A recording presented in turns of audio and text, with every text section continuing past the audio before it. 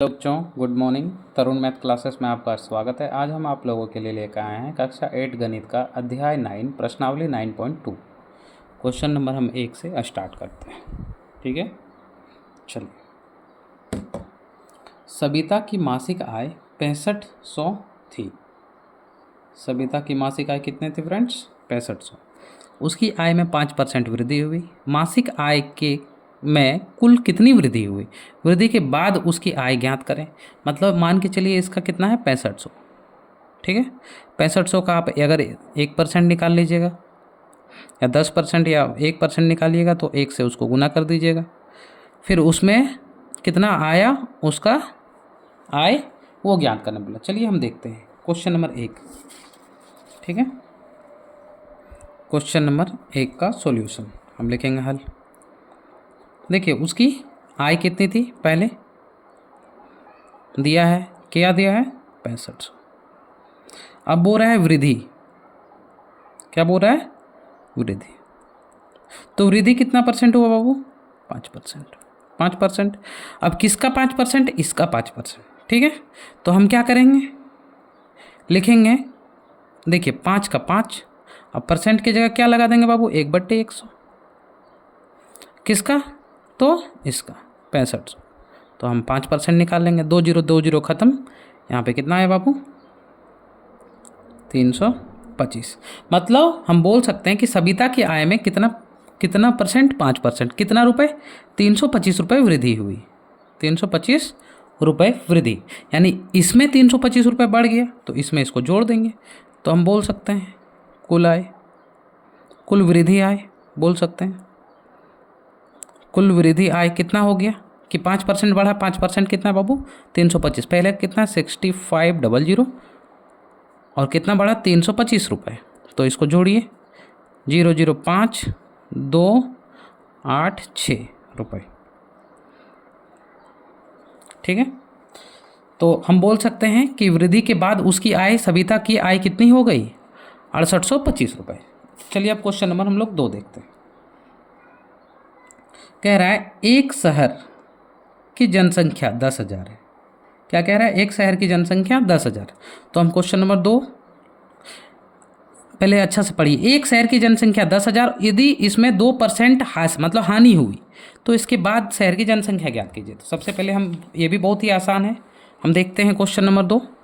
तो देखिए शहर की जनसंख्या, शहर की जनसंख्या, शहर की जनसंख्या कितना है बाबू? 10,000। ठीक है, अब कह रहा है कि दो हाइस का मतलब होता है हानि।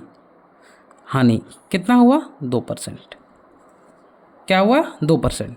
तो हमको क्या निकालना है बाबू? सबसे पहले हानि। तो देखिए 2, तो 2% का क्या लिख सकते हैं? 1/100। हम बार बार बोल रहे परसेंट का मतलब 1/100।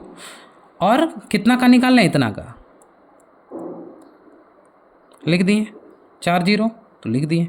2 0 खत्म। क्या बचा? 100 गुना 2 यानी 200, यानी 2% कितना आया? 200। तो हम बोल सकते हैं, क्या बोल सकते हैं कि 2% कितना आया? 200। यानी शहर की जो जनसंख्या है इतना, इतना में कितना हानि हुआ? 200। तो क्या हम क्या करेंगे अब शहर की जनसंख्या, ठीक है, कितना में? 10,000 में। 10,000 में कितना हानि हो गया बाबू? 2%। 2% कितना? 200। यानी अब क्या बचा बाबू? इसको घटाइए, 98, 100 बचेगा, यानी 9800। 200 जोड़ें तो 10,000, 9800 जनसंख्या बची। चलिए क्वेश्चन नंबर हम लोग 3 देखते हैं बाबू। क्वेश्चन नंबर 3 कह रहा है एक बगीचे में कुल खड़े वृक्षों की संख्या 40 थी। एक बगीचे में, तो हम क्वेश्चन नंबर 3 लिख लेंगे। एक बगीचे में कुल पेड़ों या वृक्षों लिखेंगे, कुल वृक्ष, कुल वृक्षों की संख्या कितना है? 40। ठीक है, आंधी के कारण, ध्यान से देखिए, आंधी के कारण 10 वृक्ष उखड़ गए। 10 वृक्ष उखड़ गया। वृक्षों की संख्या में कितनी प्रतिशत की कमी आई? परसेंटेज की कमी आई। तो देखिए ध्यान से, उखड़े लिख सकते हैं हम लोग, उखड़े वृक्ष। उखड़े वृक्ष कितना है बाबू? 10। ठीक है, अब हमको क्या निकालना है? परसेंटेज, कितनी परसेंट की कमी हुई, यानी प्रतिशत की कमी। तो हम बोल सकते हैं कितना? 10 उखड़ा। कितना में 10 उखड़ा बाबू? 40 में। कोई दिक्कत नहीं। और हमको परसेंट का क्या लिख सकते हैं? 100 दे देंगे, क्योंकि प्रतिशत यहाँ डायरेक्ट है, तो हम इसको लिख सकते हैं कि इतना बाय इतना का परसेंट। ठीक है, 1010 ख़त्म, कोई दिक्कत नहीं। तो ध्यान दीजिए यहाँ पे, 2 का पहाड़ा से कितना बार जाएगा बाबू? ये 2 बार, और 2 का पहाड़ा से ये 5 बार। 2 का पहाड़ा से ये कितना जाएगा? 5 बार, यानी कितना हुआ? 25, यानी 25% की कमी हुई। ठीक है, चलिए क्वेश्चन नंबर बुक 4 देखते हैं बाबू। क्वेश्चन नंबर 4 क्या कह रहा है?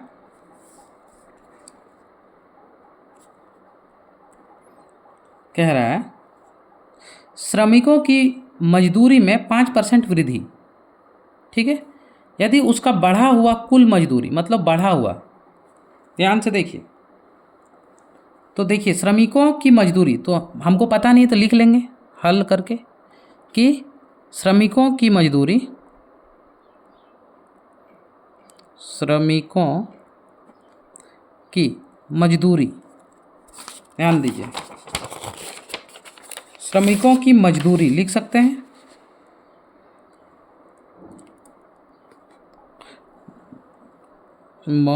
मजदूरी, श्रमिकों की मजदूरी, मान लिए x।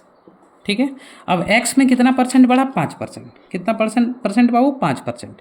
5% वृद्धि हो गई, और ये 5% वृद्धि होने के बाद ये कितना हो गया? इतना।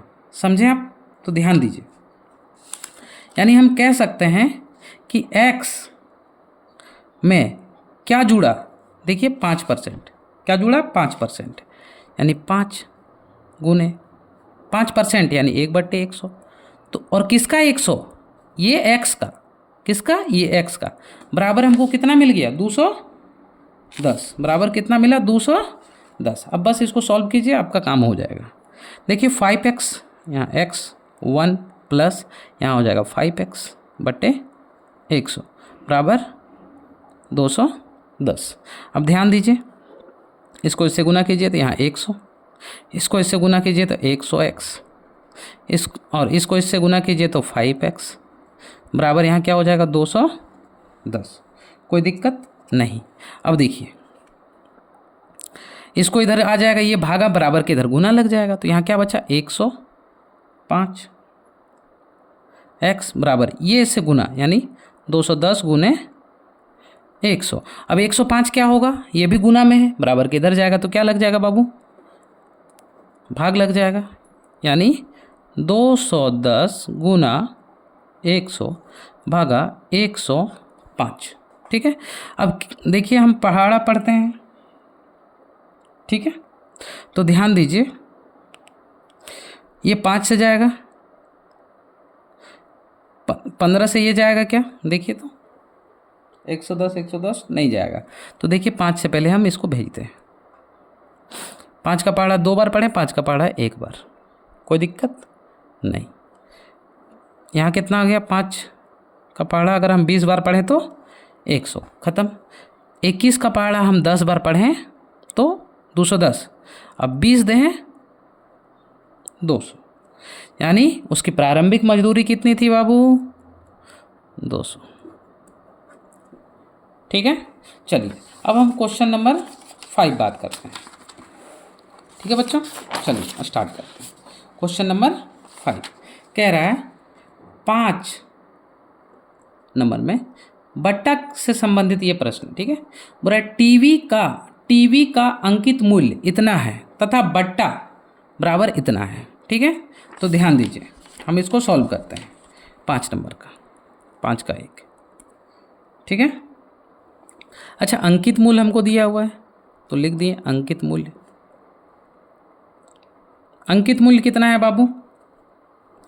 4500। ठीक है, और बट्टा बट्टा कितना दिया है 30%। क्या दिया है 30%। तो हम पहले 30% निकालेंगे तो क्या निकलेगा 30% का क्या करेंगे 1/100 और कितना है 45 तो 45 डबल जीरो तो डबल ये दोनों जीरो खत्म 45 दिया। देखिए 3×5 = 15 पहले जीरो का तो जीरो 3×5 = 15 का 5 हाथ में 1 3×4 = 12 और 1 13 कितना निकला बाबू 1350। ठीक है। अब हम जानते हैं हमको क्या बोला है ध्यान से देखिए 5 नंबर में विक्रय मूल्य ज्ञात करें। क्या बोला है विक्रय मूल्य। तो हम जानते हैं विक्रय मूल्य बराबर विक्रय मूल्य क्या होता है बाबू। तो अंकित मूल्य जो दिया हुआ है अंकित मूल्य जो दिया हुआ है उसमें माइनस कर देंगे बट्टा कितना। तो जो हम बट्टा निकालें यानी बट्टा किसमें प्रतिशत पे। तो देखिए अंकित मूल्य कितना दिया 4500 और हम क्या निकाले बाबू 1350।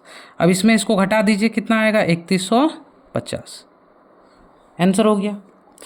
क्वेश्चन नंबर 2 देखते हैं इसी का। क्वेश्चन नंबर 2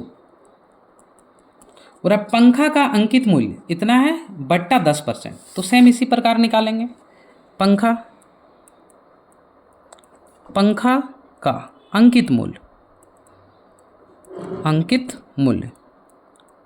पंखा का अंकित मूल्य कितना दिया है 450 और बट्टा कितना दिया है 10%। 10% यानी क्या दिया है बाबू ध्यान दीजिए 10 का 10 और परसेंट को हम लिख सकते हैं 1/100 गुने टोटल कितना है 450। 1 0 1 0 1 0 1 0 खत्म कितना आया बाबू 45। अब हम जानते हैं क्या निकालने बोला है विक्रय मूल्य। सारा क्वेश्चन 5 नंबर में बोला है विक्रय मूल्य।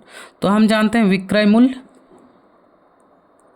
का फॉर्मूला क्या है अंकित मूल्य माइनस बट्टा। अंकित मूल्य इसमें कितना है अंकित मूल्य 450 माइनस बट्टा इसमें कितना है बाबू देखो बट्टा कितना निकालें 45 तो 45 450 में 45 गया तो 405 कितना आया 405।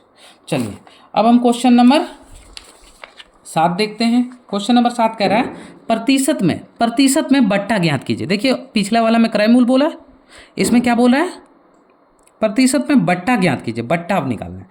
एक कॉपी का अंकित मूल्य मेरा दिया है 60 और विक्रय मूल्य। तो ध्यान दीजिए यहाँ पे जैसे हम लोग विक्रय मूल्य लगाए हैं विक्रय मूल्य बराबर अंकित मूल्य माइनस बट्टा। अगर हमको यहाँ बट्टा निकालने बोल दे तो हम इसका फॉर्मूला नहीं बना सकते हैं।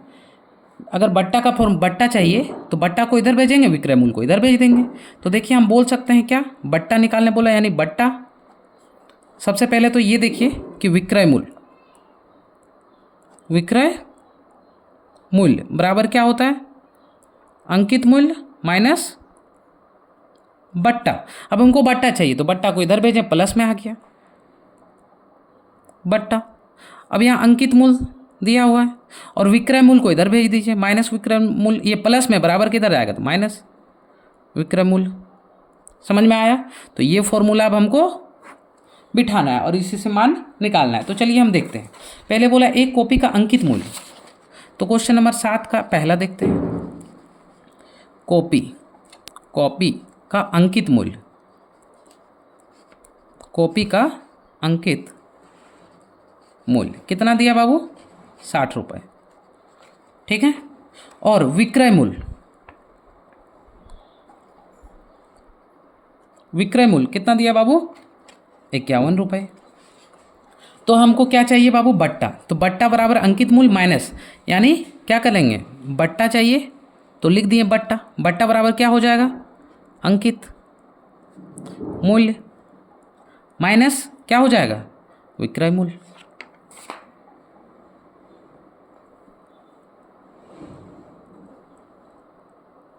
कोई दिक्कत नहीं। अब ध्यान दीजिए अब हम इसमें क्या करने वाले हैं अंकित मूल्य बोला है तो यानी 60 माइनस 51। 60 में 51 गया तो कितना बचा 9 रुपये। ये आंसर कोई दिक्कत नहीं। चलिए नेक्स्ट क्वेश्चन पे बात करते हैं, 7 का क्वेश्चन नंबर 2। चलिए पूरा एक शर्ट का अंकित मूल्य तथा विक्रय मूल्य, तो हम लिख लेंगे क्या हमको दिया है, क्या दिया है, अंकित मूल्य। क्या दिया है, अंकित मूल्य। कितना दिया है बाबू, अंकित मूल्य हमको दिया 400, तो लिख लिए 400। और विक्रय मूल्य,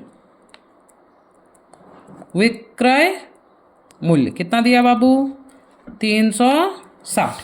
तो हमको क्या निकालने बोला, बट्टा, तो हम लिखेंगे बट्टा बराबर क्या होता है, अभी हम फॉर्मूला लगाएं, बट्टा बराबर क्या होता है अभी बताइए।